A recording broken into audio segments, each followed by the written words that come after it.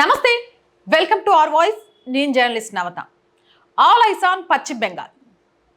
మోదీ 3.0 ప్రభుత్వం ఏర్పడి దేశాన్ని ప్రపంచంలోనే అగ్రగామిగా నిలబెట్టడానికి 15 రోజుల ఏమేమి కార్యక్రమాలు చేయాలి అనే దాంతో కేంద్ర ప్రభుత్వం ముందుకెళ్తుంటే అసలు పశ్చిమ బెంగాల్లో ఈ 15-20 రోజుల నుంచి ఏం జరుగుతోంది?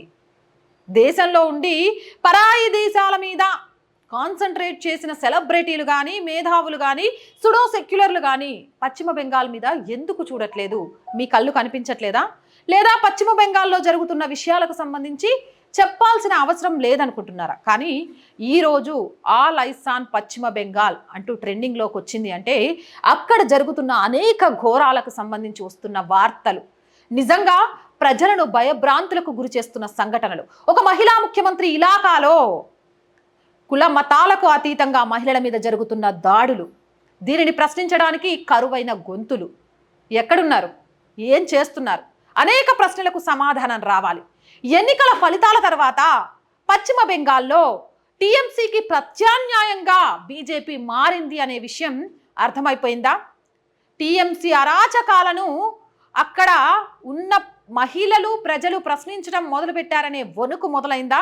అతి త్వరలోనే అసెంబ్లీ ఎన్నికలు ఉన్న నేపథ్యంలో అక్కడ మళ్ళీ ఒక భయానక వాతావరణాన్ని సృష్టించి మేము తప్ప ఎవరు లేరు అనేది ప్రజలకు తెలియజేయడానికి టీఎంసీ గుండాలు ఆట మొదలు పెట్టారా?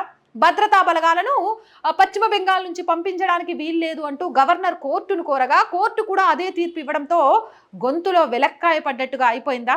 అసలు ఏంటి సంఘటనలు అనేది ఒక్కొక్క దాని గురించి మనం మాట్లాడుకోవాల్సిన అవసరం ఉంది. చూసాము ఎన్నికల తర్వాత భారతీయ జనతా పార్టీకి సంబంధించిన యువమోర్చా ఒక అబ్బాయిని దారుణంగా చంపేసిన సంఘటనను, ఇక మహిళల మీద జరిగిన దాడులు, ఇవన్నీ పక్కన పెట్టేద్దాం. నిన్న ట్రెండింగ్ ఇల్లీగల్ ఎఫ్ఐఆర్ పెట్టుకోవడంతో ఆ ఇల్లీగల్ ఎఫ్ఐఆర్ పెట్టుకున్న వాళ్ళని తీసుకొచ్చి రోడ్డు మీద కొట్టారు. చట్టాలు ఉన్నాయి, చట్ట ప్రకారంగా వాళ్ళకి శిక్షలు వేయాలి. కాసేపు అది పక్కన పెడదాం. అక్కడ ఎమ్మెల్యే మాట్లాడిన మాటలు విన్న తర్వాత మనం మాట్లాడుకుందాం. ఆయన ఏం మాట్లాడాడు అనేది ఎక్స్ వేదికగా అంకుర్ సింగ్ షేర్ చేశారు. ఇది న్యూస్ టోటల్కి సంబంధించింది. ఆ వీడియోని మీ అందరికీ ఆ ఎమ్మెల్యే ఏం మాట్లాడాడు అని తెలియజేయడం కోసం మన స్క్రీన్ మీద ప్లే చేస్తున్నాం.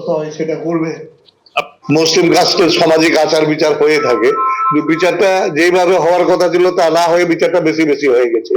এটা নিয়ে আমরা ওখানকার গ্রামবাসীকে বকাবকি করছি, বা আইনি যা ব্যবস্থা হয় সেটা করবে।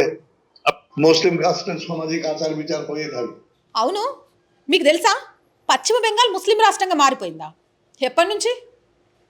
ఈయన ఒక ఎమ్మెల్యే, మళ్ళీ టీఎంసీకి సంబంధించి టీఎంసీ ఎమ్మెల్యే హమీదుల్ రెహమాన్, ఈయన చెప్తుండు బెంగాల్లో జరిగిన ఈ సంఘటనకు సంబంధించి there are some rules in a Muslim rashtra which were being followed. భారతదేశంలో ముస్లిం రాష్ట్రాలు ఉన్నాయా? అసలు కాదు, ప్రపంచంలో ముస్లిం రాష్ట్రాలు ఉన్నాయా? నాకు తెలిసినంత వరకు ముస్లిం దేశాలు ఉన్నాయి. ఆ ముస్లిం దేశాలు కూడా పరిణితిని సంపాదించుకొని అక్కడ హిందూ ఆలయాలకు, హిందువులు బ్రతకడానికి ఆశ్రయం కల్పిస్తున్నాయి యుఏఈ లాంటి దేశాలు. కానీ భారతదేశంలో పుట్టి సుడో సెక్యులర్ అని చెప్పుకునే ఈయన పశ్చిమ బెంగాల్ని ఎప్పుడు ముస్లిం రాష్ట్రంగా మార్చేసిండ్రు? ఈయన ఒక ఎమ్మెల్యేనా? ఎమ్మెల్యే సార్, మీ రాష్ట్రం ఎప్పుడు ముస్లింగా మారిపోయింది? పశ్చిమ బెంగాల్ ముస్లిం రాష్ట్రమా? మేము ఇప్పటి వరకు భారతదేశంలో ఉన్న ఒక రాష్ట్రం, ఇక్కడ అందరూ సమానం అనుకున్నాం. అస్సలు మీ ఆలోచన ఇదా? మమతా బెనర్జీ మనసులో ఉన్న కుళ్ళు ఇదా? పశ్చిమ బెంగాల్ని ముస్లిం రాష్ట్రంగా మార్చడానికి శతవిధాలా ప్రయత్నాలు చేస్తున్నారా? సిగ్గనిపిస్తలే కొంచెమైనా? దేశంలో పౌరులందరికీ ఒకటే ఆధారు, ఒకటే చట్టము, ఒకే విధ పరిపాలన అని అందించాలని కేంద్ర ప్రభుత్వం ప్రయత్నం చేస్తుంటే ఒక రాష్ట్రాన్ని ముస్లిం రాష్ట్రంగా మారుస్తాం. ముస్లిం రాష్ట్రాల్లో మాకు కొన్ని చట్టాలు ఉంటాయి. ఏం చట్టాలు మీకున్నవి? ఆడోళ్లకు 3 సార్లు తలాక్ తలాక్ అని చెప్పి వీధి పాలు చేయడమా? ఆడోళ్ళంటే పడకింట్లో సుఖమిచ్చేలాగా వర్షావావి లేకుండా ప్రవర్తించడమా? వంటింట్లో కుందేలుగా మార్చడమా? ఏంది అసలు వీళ్ళ దారుణానికి? ఇంకొక విషయాన్ని మీకు చాలా క్లియర్గా చూపిస్తా. ఈవిడ గురించి మనం తెలుసుకోవడానికంటే ముందు ఈవిడేం మాట్లాడిందో కూడా విందాం. ఇదైతే మరీ దారుణమైన సంఘటన. ধরে নিয়ে গিয়ে টেনে নিয়ে গিয়ে বেঁধে রেখে ওখানে আমার গাছের ডাল দিয়ে গাছের ডাল দিয়ে আমাকে মেরেছে, মারধর করেছে। আর খুব আমার খারাপ কাজ করেছে। একটা জামা কাপড় সব আমাকে ছিঁড়ে দিয়েছে, দিয়ে খুব বাজে বাজে আমাকে খুব গালাগালি দিয়েছে। সব মুসলিমরা এই কাজ করেছে। আর ওরা মানে থানা পুলিশ প্রশাসন আর আমি থানা পুলিশ করেছি, ওরা কিছুই আমার করেনি। আর ওরা আমাকে বলেছে যে তুই বিজেপির হয়ে ভোট দিয়েছিস, আবার বড় বড় কথা, তোকে মাথা নিয়ে আমরা ফুটবল খেলবো, তুই কি মনে করেছিস? আর আমার 3 ছেলেকেও বলেছে তোরা যদি তোর মায়ের হয়ে কথা ধরিস এবং তোদেরও মাথা নিয়ে তোদেরও খেলবো ফুটবল, তোরা কি মনে ভেবেছিস? আপনি বলছিলেন যে ভোটের পরে আপনাদের রেশন দিচ্ছে না, আবার আবার এটাও বলেছে যে তোরা বিজেপিতে ভোট দিয়েছিস, তোদের রেশন দেব না, কি করার আছে তোদের আমরা দেখে নেবো, তোর কোন বাবা আছে, কোন পুলিশ বাবা আছে, তাদেরকে ডেকে নিয়ে আসবি, আমরা দেখবো তাদের। তো আপনারা শুনলেন দিদির মুখ থেকে নির্বাচন পরবর্তী সময়ে পশ্চিমবঙ্গে যেভাবে অত্যাচার চলছে বিজেপি কর্মীদের উপর, বিশেষ করে হিন্দুদের উপর যে মুসলিমদের আক্রমণ, সেটা সারা পশ্চিমবঙ্গ জুড়ে বাড়ছে।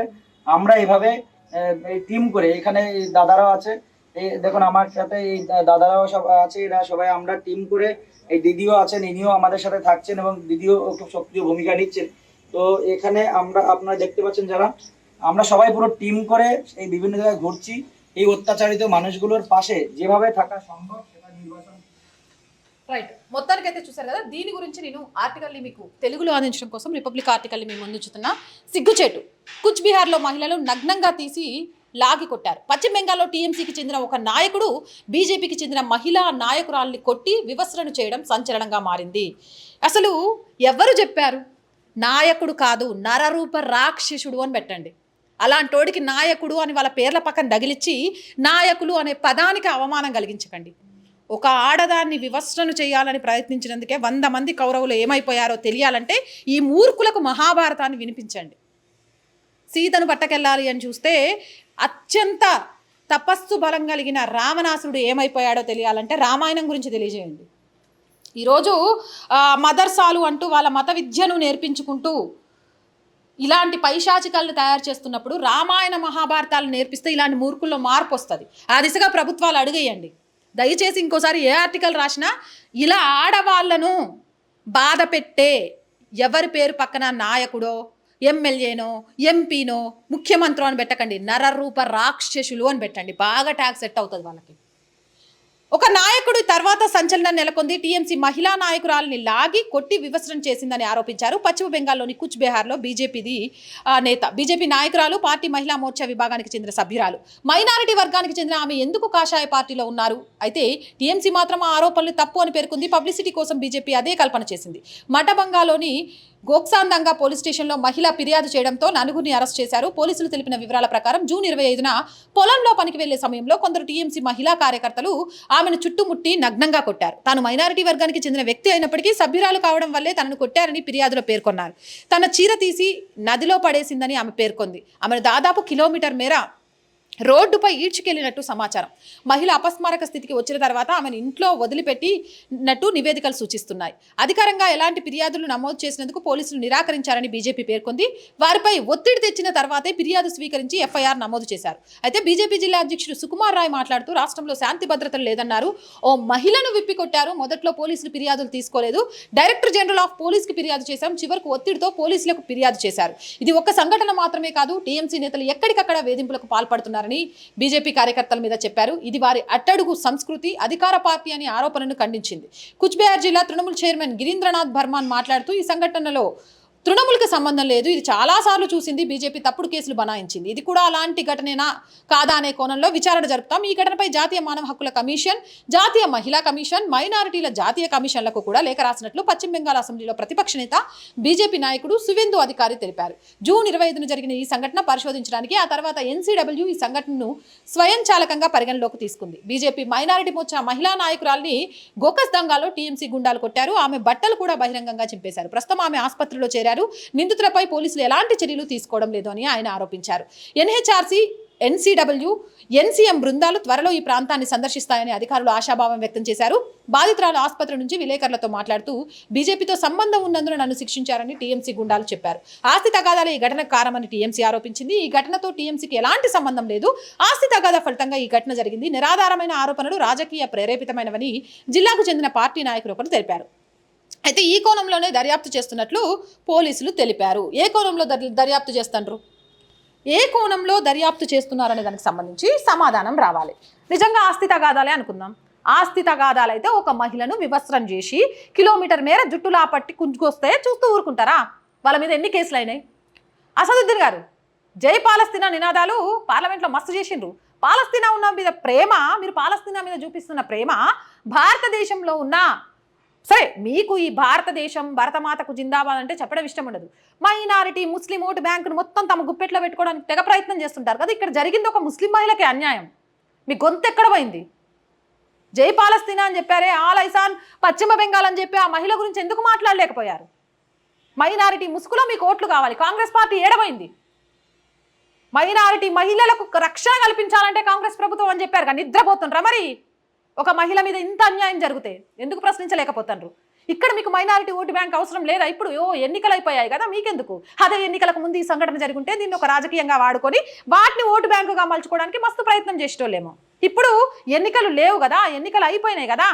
ఇప్పుడు అందుకే కాంగ్రెస్ వాళ్ళకు, అసదుద్దీన్ ఓవైసీ లాంటి వాళ్ళకి ఇది కనబడదా? కనబడినా మాట్లాడట్లేదా? దానికి సమాధానం చెప్పాలా. అసదుద్దీన్ ఓవైసీ ఎందుకు ఈ విషయం మీద స్పందించట్లేదు? మైనారిటీలు, ఎస్సీలు, ఎస్టీల మీద తెగ ప్రేమ ఉన్నట్టు చూపించే కాంగ్రెస్ ప్రభుత్వం పశ్చిమ బెంగాల్ గురించి ఎందుకు నోరు మెదపటం లేదు?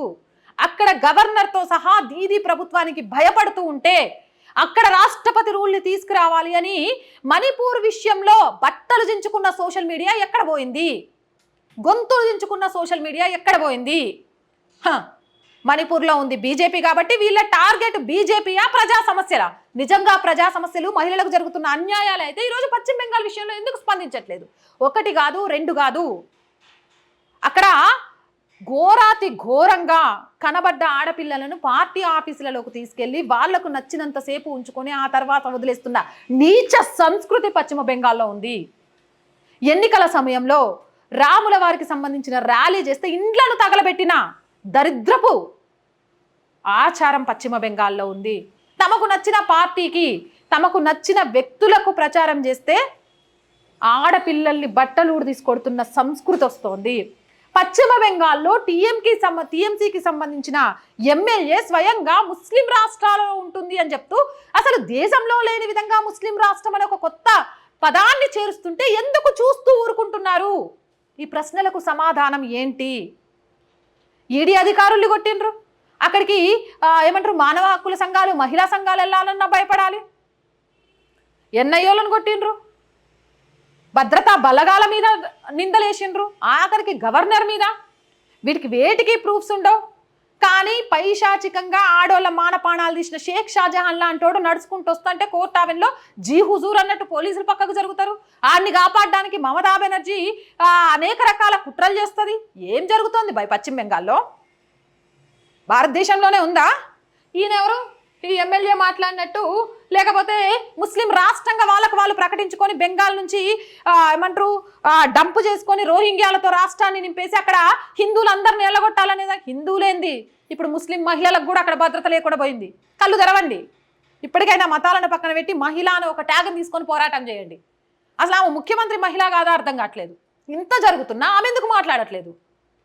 నిజంగా అది ఆస్తి తగాదాలు అయితే పోలీసులు ఎందుకు కేసు ఫైల్ చేయలేదు? పైనుంచి రికమెండేషన్ వచ్చేదాకా కూడా దీన్ని ఎందుకు పట్టించుకోలేదు? ఈమె చాలా క్లియర్గా ఇక్కడ చెప్తోంది, చూడొచ్చు. పోలీసులు దీనికి సంబంధించి ఇప్పటి వరకు ఎవరిని కూడా అరెస్టులు చేయలేదు అన్నట్టుగా కూడా తెలుస్తోంది ఈమె చెప్పిన దాని ప్రకారం. ఎందుకు అంటే దీని వెనక అసలు వాస్తవాలు టీఎంసీ ప్రభుత్వ అరాచకాలు బయటపడతాయని. పోలీసుల్ని తమ కబంధ హస్తాల్లో పెట్టుకొని ప్రభుత్వాలు నాటకాలు ఆడితే ప్రభుత్వం మారిన రోజు, ఈరోజు మన తెలంగాణలో ఫోన్ ట్యాపింగ్ వ్యవహారాల్లో పెద్ద పెద్ద పోలీస్ ఆఫీసర్లు కూడా గడగడా వణుకుతూ పరాయి దేశంలో దాక్కున్నారు చూడండి. అదే పరిస్థితి వస్తుంది.